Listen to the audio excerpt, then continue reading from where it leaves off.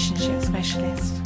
I'd like to welcome you to Love, Listen, Talk, Repeat, a podcast that talks all about relationships. They come in all shapes and sizes, and each one's unique. So in this podcast, I chat with guests about life events and issues that can affect relationships, as well as discussing different types of relationships that may not always fit the mould of being mainstream. There will also be some episodes where it's just me talking about something that may be helpful in your relationship. So for now, just sit back and enjoy.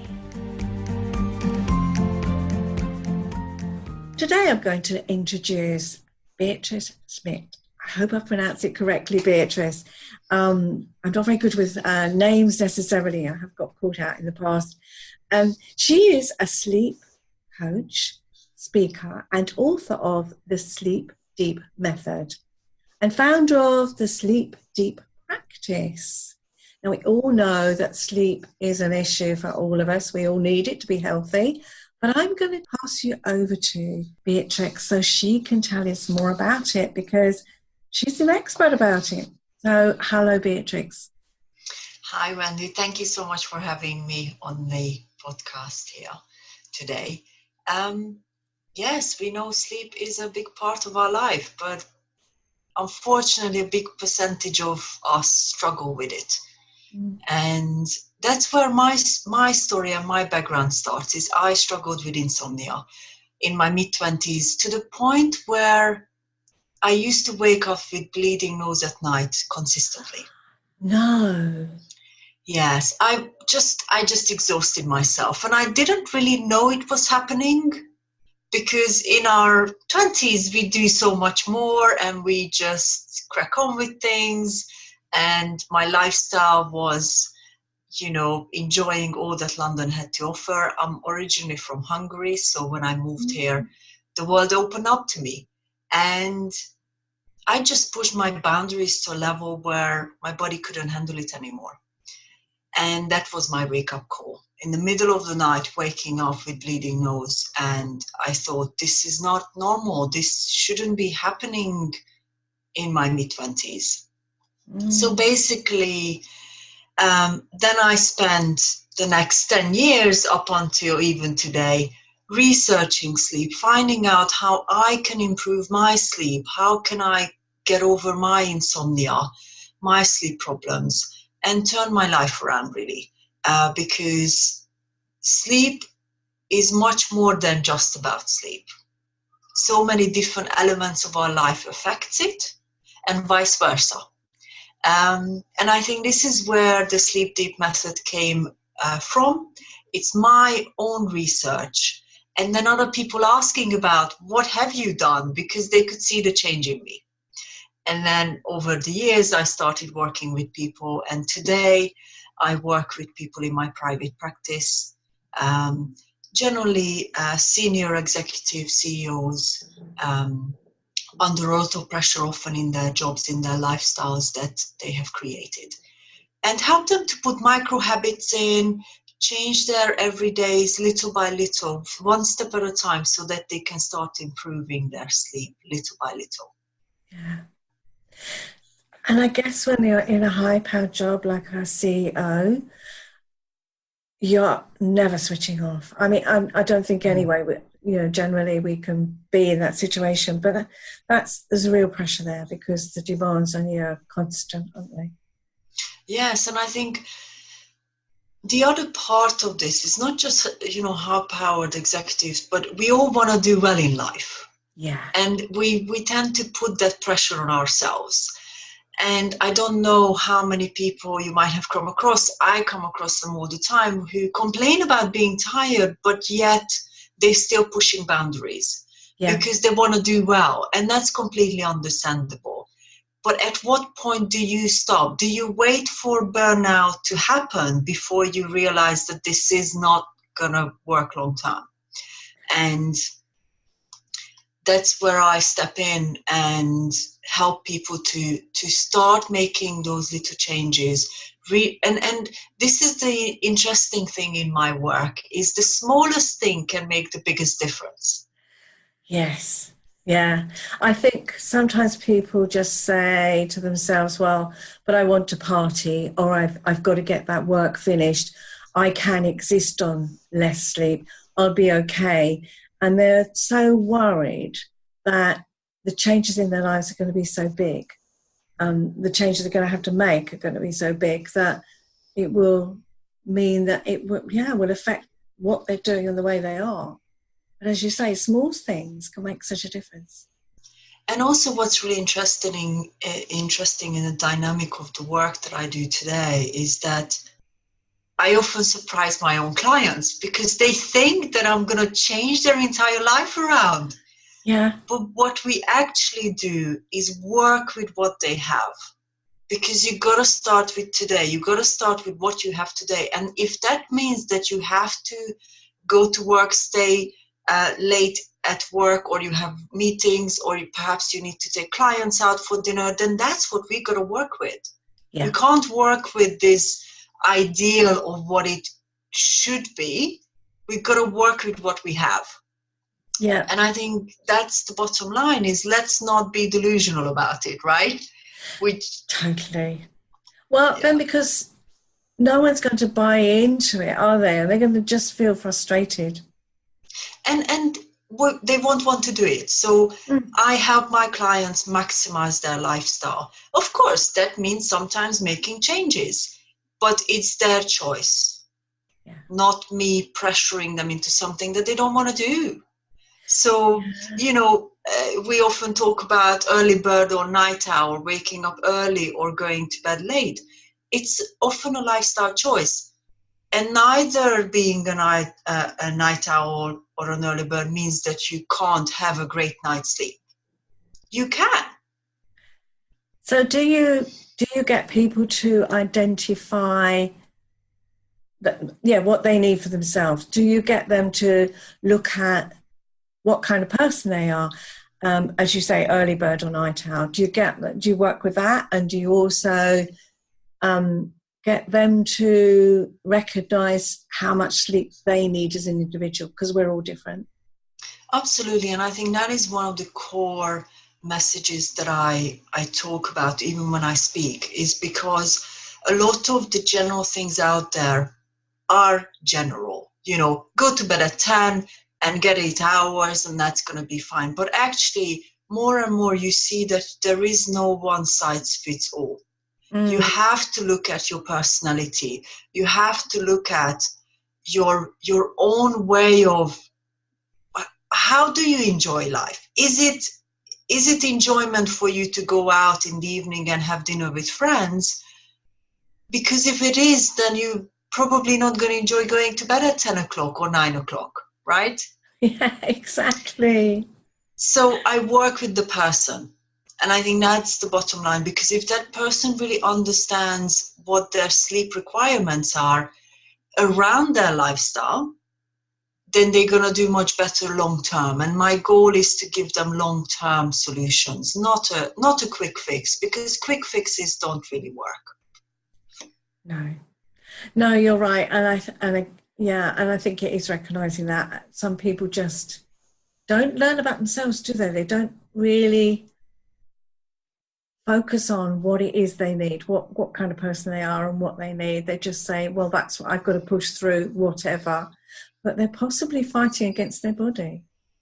Yes, and I think it's a fine balance between, often my clients tend to be quite driven in all sorts of different ways. Like they don't have to be driven in work, but they're driven. They've got something that they really want to achieve. And you see that, I'm just going to push through the next 3 months and then I'll rest. But actually, they might burn out halfway, which means that the project doesn't get finished, or they don't achieve what they initially thought they wanted, or it gets delayed, which then causes frustration. So one of the things I tell my clients and I work with them to achieve is, rather than functioning at 100% all the time, function at 80 all the time consistently, which means if something like an emergency happens, or you might pick up a cold or something that takes you out of your day, you're not stretching. You have that 20% to work with. And I think this is what I see a lot today, is people literally going through to the 100%. I'm just going to push, and I'll get it done. And perhaps they think that's the only way to get it done. Yeah. And it's actually much better to function at a less intensity, at, for example, 80%. That means you can always deal with extra. You, at the end of the day, you feel like, okay, I've got half an hour. What can I do? Rather than I have run out of time. Yeah, and I think that's where those pressures are on us. I think where we feel we've got to perform to such a degree. It's either imposed on us if we're employed, or if we are small business owners like ourselves, then I think it is a case of we push ourselves because we are driven by our passion of helping others. And yeah, you're right. It is that case of just push. And then, as you say, you run out of steam and then you just feel deflated because you're feeling exhausted. You haven't achieved everything you wanted to. Yeah. And it affects every part of our lives, doesn't it? Including our relationships. Absolutely. And so much. Relationship, I mean, at every level, friendships, business relationships, meetings, partnerships, marriage, you name it. I mean, sleep affects everything. Of course it does. Yes. Because all our cells are repairing and rebuilding whilst we're sleeping. We need that. And some of it is processing as well when we dream, isn't it? There's that to it as well. So it's very valuable, and people sometimes feel, I haven't got time for sleep. But yeah, if you haven't got time not to sleep. Absolutely. And what do you find? What are the issues that you find that sleep, lack of sleep, too much sleep, sleep issues how does it affect the people that you see? So let's look at the negative side of things first. Obviously, lack of sleep. People get more irritable, definitely moody. But again, it's not just that emotional side, but it's reacting to something that happens. So we tend to react more negatively when we don't have as much energy to deal with something. Yeah. And that tendency becomes more frequent, which means our lives seem to be going more on the negative side. And the way I say seem to is because it becomes a vicious circle. Yeah.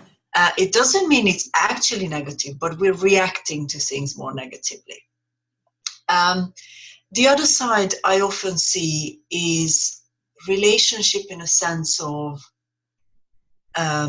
not feeling that they have the time for someone else. And that could be, friends, family, a partner, wife, husband. So you've got all sorts of levels there because they always feel like they haven't finished something. So they keep focusing on completing. Could be work related, but it could be other things, other projects as well. So then it's less time for those very precious moments with our loved ones. And taking the time to go and have brunch with a friend, or, have a date night with our husband, wife, partner, whatever that might be, or a new date. And that really changes our days and how it feels and how much we achieved at the end of the day. And then the positive side, obviously, when somebody sleeps really well, their world tends to slow down enough for them to be able to deal with things much better. And we talk about emotional stability.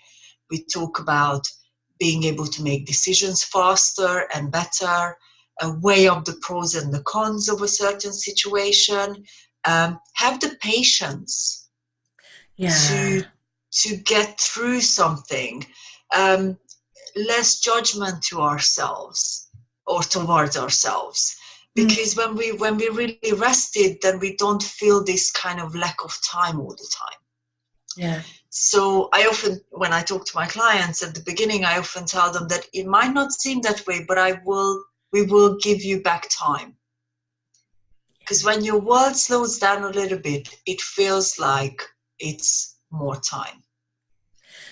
Yes, and I think they're such valid points. I agree with you, and I think what I find is with clients I work with, that they're affected because they're either suffering from depression or too much stress, and they can't relax enough to sleep. Their minds go round and round, they ruminate constantly, or if it's depression, sometimes they'll sleep a lot because the body's just said, that's it, I've had enough. Or they just can't sleep, or their sleep is erratic. And that, as you say, that affects every part of their lives then, because they can't focus on anything else when they're feeling like that. It takes them over. And it certainly affects all the relationships they have. I find concentration, if I'm talking to a client who's constantly, they're so wound up. It's like, someone's got a key and overwound a spring. And then I'm talking to them, but their minds, they're somewhere else, and their mind's gone to something else. And then they start talking about something else. And just tell them, can you take a breath a minute? I want you to stop a moment, because your mind is all over the place. Yeah. And so, yeah, I agree with you. This sleep thing, if people would only recognize that more as to what the issues are, and, just acknowledge, as you say, and they will get time back, because they will feel calmer, more rested, happier in every part of their lives. Yes, but sometimes, what I notice with people that I tend to work with is that these things don't appear overnight. It chips away day by day, week by week, month by month. And you get to a time where often when I have my initial consultations with people, we look back at how long has this existed? And it's years. Yeah. So, and some of the research that's recently coming out, they look at longer term projects where we monitor someone's sleep patterns over a period of years. And you can really start seeing the pattern there. And I think this is what's happening. Is often we don't recognize it's happening because it just happened little by little by little. And then when we then get to almost burnout, then we recognize how it's been consistently a problem for years. Yeah. And I think as human beings, we sometimes just get on with things. And that's a good trait, providing it doesn't end up with us burning out, right? Exactly. And I think when something becomes a habit, then it becomes the norm. Because you've always had that an issue, you say, well, I've always had a problem with sleep. But that was because it's just become your norm. And so many people talk about being tired, and it's almost socially accepted, especially in the UK, right? And so it's almost that people think that people think that it's not as bad as it is. So I'm fine. I struggle, but I'm fine. Or that they just power through. They don't even think about it, and just that's what it is, and that's what it is. But actually it isn't. And just like at the beginning we said, there's so many little things that people can do that completely transforms their sleep, and we can do something about it. There are so many different ways of improving sleep, but the person has to choose to do something consistently. Just because you tried something for one night, it doesn't mean it has even had a chance to work, right? So these are the kind of conversation I have with my clients when we begin. It's stick with it. One great night's sleep is easy. Consistency takes time. Yes, and I'm just chuckling there, Beatrix, because when clients come to me and things aren't working straight away, and they're, but nothing's happening, nothing's changing, and I say, well, okay, so how long have you been dealing with this problem? How long has it been around? Oh, well, probably about 3 or 4 years or something. Okay, so you think you're going to resolve this in 3 or 4 hours? Yep. Unfortunately. Some kind of normality. If you've suffered with something for several years, whether it's a disagreement, you're unhappy in your relationships, or you're just feeling depressed or anxiety, whatever those issues are, if you've had it for that long, come on. Yes. Yeah. We can't have things resolved instantly. I think we were talking earlier, weren't we, about this instant gratification society that we live in. Yes. I want it and I want it now. But that's not how things work. We have to accept that it's a process. And I think the other thing as well is often, and I want to be kind of careful how I explain this, is taking responsibility for it too. So first of all, deciding that tool or technique or exercise you're doing is truly working for you as a human being, as a personality type. Yeah. Secondly, is doing it consistently enough for it to make a change. And this is where sometimes it's interesting to see the smallest thing working out, because, for example, I often talk to clients about different ways of switching off.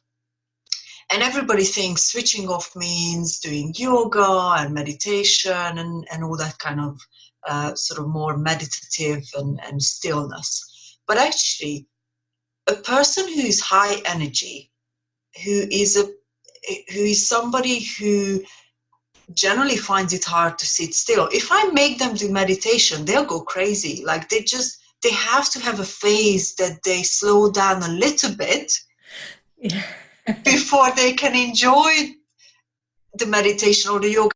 And some people don't enjoy it at all. So we've got to find something that works with the purpose of the exercise, slowing down, but works with their personality. So often instead of meditation, I'll tell them, listen, go sit in a cafe and just watch the world. Like, you don't have to sit cross-legged and, listen to a tape. You can literally just sit by yourself on a bench in a cafe for 20 minutes, not touching your phone, not engaging with things, just letting your thoughts run and having that time to just think and slow down. Yeah. It's simple. Yeah. And I have it reminded me of a couple I was working with. We were doing some relaxation for her, and he was sitting in on it. And she really buys into it. But for him, he was pacing up and down. He was kind of scratching his head. He was pulling faces. He really could not buy into it at all. And that was fine. It was just acknowledging for him, that would not work for him. But that wasn't the point. I was doing it. I was doing it for her. And just, if it worked for him, then that's fine. But he could also see how it was working for his wife. But yeah, it was just so interesting having a couple there where one, they could really zone out, and the other one was, I can't do this, I can't do that. So yes, you're right. It's finding the right vehicle. And I think also this leads very nicely into sort of relationships and how sleep dynamic works within a relationship. Because I think sometimes people expect that just because there is love or there is care or there is intimacy, then that means, you can sleep in the same bed and it's all going to be great. But often you bring in two different individuals into a very small space, which is a bed, right? And when that happens, you kind of really have to look at the two individuals and how they work together. So, I often have this conversation with my clients about relationships, because I also, as a sleep coach, need to know what they have in their life. Because having, for example, a new relationship, that can cause sleep disturbance, because there's suddenly somebody else in their bed that has their own routine, has their own little, perhaps maybe annoying things or not so annoying things or exciting things. Can be both annoying or exciting. And then you have someone in a more established relationship where they feel much more at ease with each other, but yet still they're two different individuals. And then you have long-term marriage where they changed over time. Their sleeping pattern would have changed over time. They might have, and I often have, that's one of the, generally more men, but women snore as well, One would become maybe someone who snores, and then the other would feel annoyed about that. And so you really have to work with the couple dynamic too. And then you've got another level here where either the marriage is breaking down, or there is a loss, or there is some sort of a trauma or anything like that. Again, when the dynamic of either a loss of a partner happens, then again the bedroom changes. How the bedroom felt before when you had your loved one lying next to you, and then suddenly you don't, changes the meaning of the bedroom. It becomes a painful place rather than a joyful place, or anything in between. Anything in between depends on the kind of relationship. Yes. And that brings something to my mind that I tell my clients as well, suggest to them: don't make your bedroom a place of war. Don't have your arguments there. That will be awful, because it should be a place of peace and tranquility and love. Absolutely. And all of those nice things. It shouldn't be a war zone, because then how are you going to sleep? How are you going to care for each other if all you've got are the memories there? Every time you go into the bedroom, you get that sense of upset and distress and anxiety. All of that is just no. So that's a huge thing, isn't it? And different sleep patterns, because if you've got an early bird and a night owl, and then you get two people coming together and they say, well, we need to go to bed at this time. Well, that might work at the beginning of a relationship, because obviously you want to be together and all those hormones are raging around your body. Yes. But after that, let's look at the reality of it. But then that can create problems in the relationship, can't it? Because they say, you don't want to go to bed with me at the same time, or all of that. And it's, again, that's such a big thing, Beatrix, And I think what's really interesting recently, we put together a documentary when we interviewed people on the streets of London. And one of the parts of the documentary is this really sweet couple, probably in their mid-30s. And as I was asking the questions, they both individually answered, and they didn't truly realize how different they were, and how the girl thought that the boyfriend just found it hard to get out of bed, but actually he was really struggling. But he didn't quite share it with the girl for various reasons. And why would you? You just power through. And what was really funny at the end, when we had a giggle about it, is that we went through this and they suddenly understood each other much more, because they communicated. And they explained, this is what's going on, and that's how I'm feeling, and that's how sleep makes me feel. And basically the guy said, sleep is a nightmare for me. I'm not looking forward to it. I don't enjoy it, because it doesn't really, I'm not getting the quality of sleep that I would like. Yeah. And at the end, he turned around and he said, this is like a therapy session, isn't it?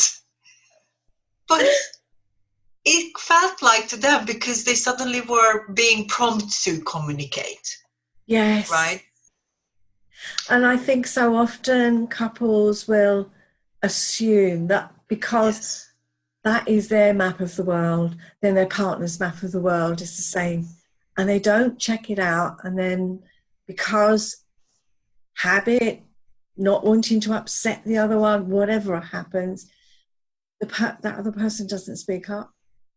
Absolutely. And they miss each other. And yeah, it can really affect relationships, can't it? Yes. That's a And I lovely think, story. yeah, it is. And it was, honestly, when you go up to people and just randomly interviewing you, you never really know what to expect.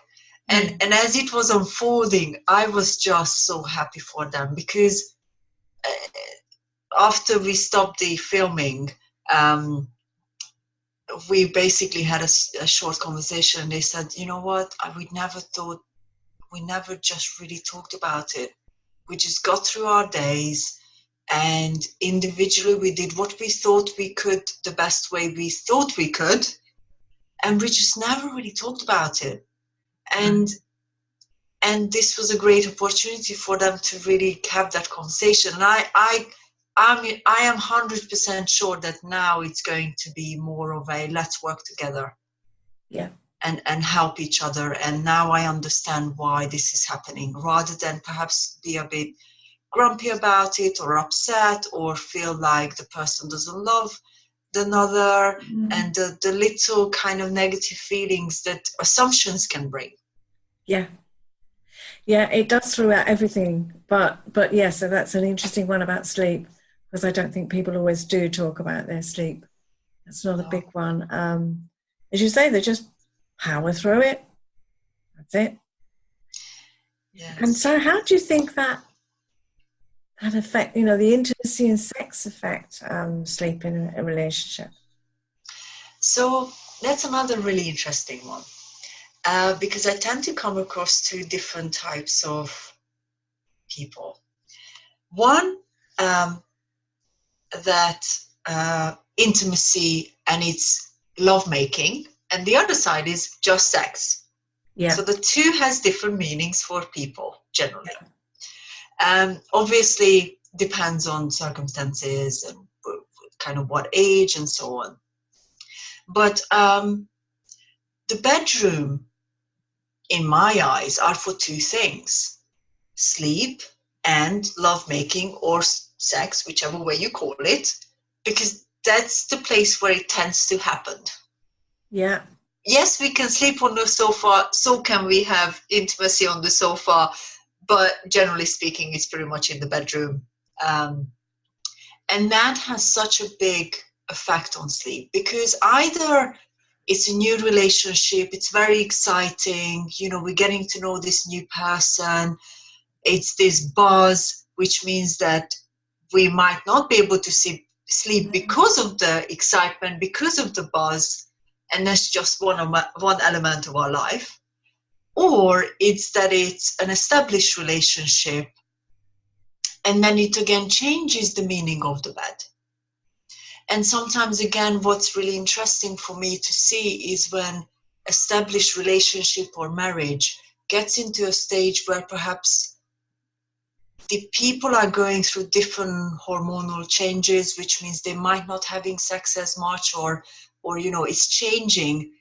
Again, it can change the sleep, because people then start thinking about, well, what does that mean? Instead of having the conversation. Right? Yeah. Well, as you say, there's the beginning of the relationship. You've also got hormonal changes. Well, the woman, when she goes through her menstrual cycle, you've also got pregnancy. Yes. And new babies. Gosh, because they're they disrupt our sleep completely. And then when the woman goes into the menopause, so you've got that whole thing going through, let alone all the daily stresses of life. But yes, I totally agree. So, please, I interrupted you there, but I just was thinking about that, Beatrix. Yeah. No, that's fine. I mean, and I think one of the other interesting things that I'm starting to be quite curious about is I tend to speak to quite a lot of, recently, much more sort of men. who's finally really able to have these kind of conversations, partly driven kind of like the mental health campaigns. And I also have the conversations with the men, and they explain how they change too. And so they're going through their own sort of hormonal changes. Yeah. And if it's actually stress that's causing them the change, then again their body changes too. And then you put the two people in the same bed with their own frustrations, with their hormones going all over the place. And again, you've got to talk through. You've got to express what's happening so the other person can understand, can support. And one of the big parts of my work is asking clients how supported do they feel. Yeah. Because it's a very important part of healthy sleep. If we think that we are the only people who can solve something and nobody's helping us and we don't have the support system in place, then we're going to feel more under pressure. But if you have a support system and if you can communicate to your partner, friends, family, that you are going through this troubled time of either insomnia or relationship-related problems, then the sleep takes a different role. You can improve it much more effectively and easily. Yeah. Yes, I think communication is a big thing. It's a big thing throughout every part of our lives, every relationship we have, whoever we meet. That assumption creates so many issues. You just assume what the other person's thinking or what their beliefs are. Doesn't it create a lot of problems? And yeah, if we're not, it could be that we've had a late night or we've had a stressful day, and we just assume that our partner will understand that we're tired. We don't say, I'm really sorry, I'm very tired, it's because I've had a stressful day. It's assumed that your partner will recognize that. Well, they don't always. And that's when that creates real big problems too, doesn't it? Absolutely. Well, you should know. Well, no, because my mind was somewhere else. Yes, exactly. And I think, the sleep, that's why I love the work, because sleep has so many levels of depth of why something can keep us awake at night, why we might not be able to sleep really well, or why we can actually. Because there is often, during processes of working with a client, they're suddenly surprised that they had a really good night's sleep. I'm like, great, let's look at why that happened. What are the elements that tick those boxes? Because when you have the elements of how you managed to create a great night's sleep, you can recreate it again. Yeah.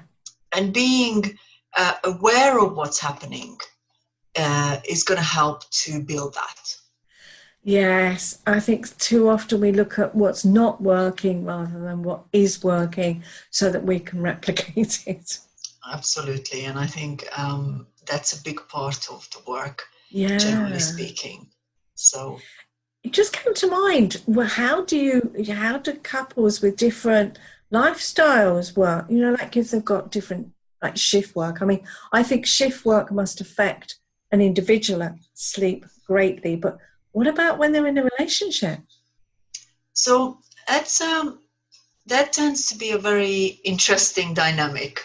I often tell people that it's okay to sleep in different rooms, and that is in some of the responses are interesting because often people think they can't, but actually, if sleeping in different bedrooms for the purpose of sleep brings the best out of the individuals in that relationship, then when they do end up spending a night together in the same bed, will make things so much better. Yeah. Because again, the meaning of the bed has a positive meaning. It's going to be joyful. It's going to be great to sleep next to the person you care for and you love. But if it causes stress because you have different shifts, can you find a way to sleep in separate bedrooms so that you can both have a restful night's sleep? And I think that sometimes when you introduce that to clients, they're like, oh, that's just like, I can't do that. I'm like, why not? If that's going to bring the best out of you and it's going to bring the best out of your partner, why not? So I think it must come up for people that there must be something wrong with our relationship if we sleep in different beds, different rooms. I think that it's the beginning of the end. It's all of those messages, I think, come up for people. And I think the key here is obviously make time for the relationship. Do sleep in the same bed, like plan that you're not drifting apart, but you're doing this for the purpose of just sleeping well. And interestingly, this situation often brought up the communication with the partner and the client that I would have, generally female clients.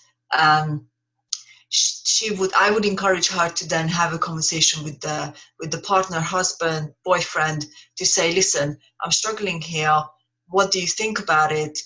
But I want to make sure that you don't feel that it means that I don't love you. I do, I really do, but I think it might be a great trial period until I get over my sleep issue so we can reconvene in the normal space. Yeah. Or actually they decide that actually the best thing to do is just to help each other and do it together and not sleep in different rooms. But then again, because you enroll the two individuals, then their perception, their assumptions will change completely. So two ends, it can work. And it depends. I mean, sometimes it's good to sleep in different rooms for a week until somebody settles their sleep to a level where they're at least a level better. And then they can return sleeping with the other person. Yeah. Yeah, and I think, again, it's one of those conversations couples tend not to have. It's just doesn't come out at all. It's, I think it just feels, like I said, there must be something wrong with the relationship. But in actual fact, if you can settle your sleep, you're doing it to improve the relationship. Isn't that wonderful? Oh, yes, absolutely. And I think, you start talking about these kind of things together and start solving them together. I see it in relationships of my clients or even when they get into new relationships as we're working together, because they communicate, because they understand themselves more, they know what their needs are, they can communicate it. Yeah. Effectively, which means the other person gets to know them better for long term. So I think it does wonders. And it's really lovely to see that when that happens. Yes, it must be really, really good. I think when I see the magic working in a relationship and getting them to communicate better, it is just wonderful. But yes, I think you're doing some great work too. I think that must be very rewarding and just nice to see that couples, they're working together and helping each other.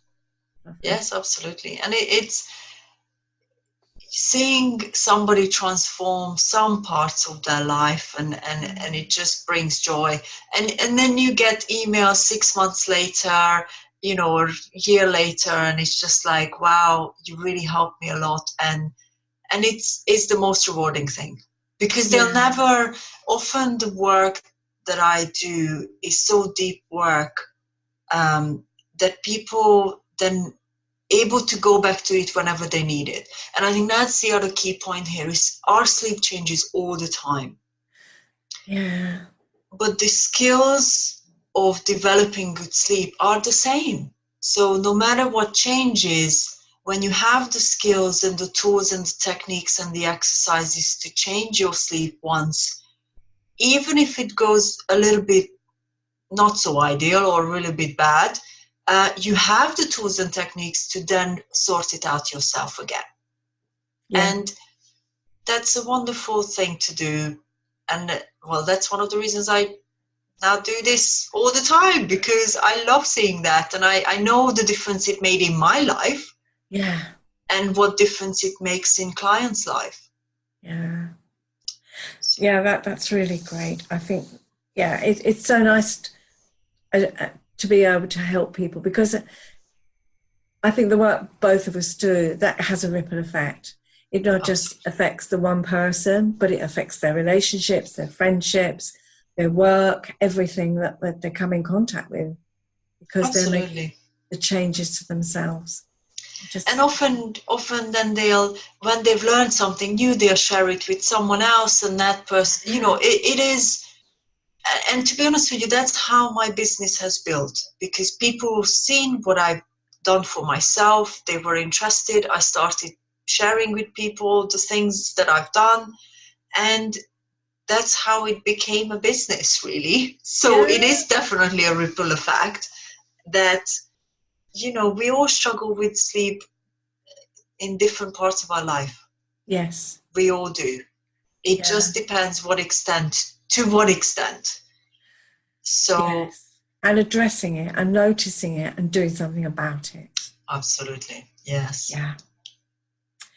Is there anything else that you wanted to say? I mean, we've talked so much about so many things. Is there anything else that you wanted to add to it? I think the bottom line is, and this is one of the things I say all the time, is some of you might be listening and thinking, maybe my sleep isn't so bad, but it's starting to trouble me. Or actually you're really, really struggling. But perhaps you haven't yet reached out. Or the third scenario, where you have tried and tested a few things, but nothing seemed to have worked. So the main message I want to share with you all listening is that don't give up. Whatever stage you're at with your sleep disturbance, find tools and techniques, practical tools and techniques that work for you. Because once you have those, you'll have them for life. Yeah. And when somebody sleeps really, really well during the night, their day is so much more fulfilled. And they're able to handle their challenges better. They're able to communicate better. They're able to form more wonderful relationships. Because with better sleep, you become a better person. And that's what I would like to leave all of you listeners with, really, because that's what I've experienced in my life and in my clients' life, seeing the examples. That's such good advice, Beatrix. I've really enjoyed talking to you today, and I just want to ask, whilst all the details will be in the show notes of this episode, the podcast, how also people listening, how can people get in touch with you? So my work is twofold. One is raising awareness about sleep issues, and practical tools and techniques. And I do that through speaking, both corporate, workshop, and public events as well. So if you might be just interested in finding a little bit more about it, then check out upcoming events that I have. The other is, obviously, I work with individuals. So I currently offer a complimentary sleep coaching session, which is basically a conversation. Have a conversation, finding out whether or not you have a problem, whether or not I'm the right person that might be able to help you, whether or not maybe you've got a medical problem that's causing your sleep issue, and really helping people to find out what the root of their sleep problem is during that call. So that's another way. And to find all of that information, you can visit my website, which is thesleepdeepmethod.com. And if you're just interested in my work, there is videos on there. I do have a YouTube channel, and you can find me on social media channels. I'm present pretty much everywhere, because I'm really passionate about the work, and I put content out that people can watch as well. So find me. That's quite simple, and you'll put the links in there anyways. So Yes, I will. Okay, thank you. I've just so enjoyed talking to you and learning more about what you do, Beatrix. And thank you so much for your time and chatting with me. yes, thank you. I really enjoyed it. We covered so many different things. It was wonderful. That's great. Okay, so it's just saying goodbye for now. Thank you. Goodbye. I really hope you enjoyed the podcast, and you can find all the details of this episode in the show notes. If you've enjoyed it, then why not leave a review so that others can find the podcast more easily? You'll find all the details that I mentioned in the show notes, as well as links to my website, where you can find lots more information and links to other resources. My contact details are there too. If you'd like to receive my newsletter, which contains articles and my latest offers, then why not just email me? It's wendy@yourrelationshipspecialist.co.uk. Details are in the show notes.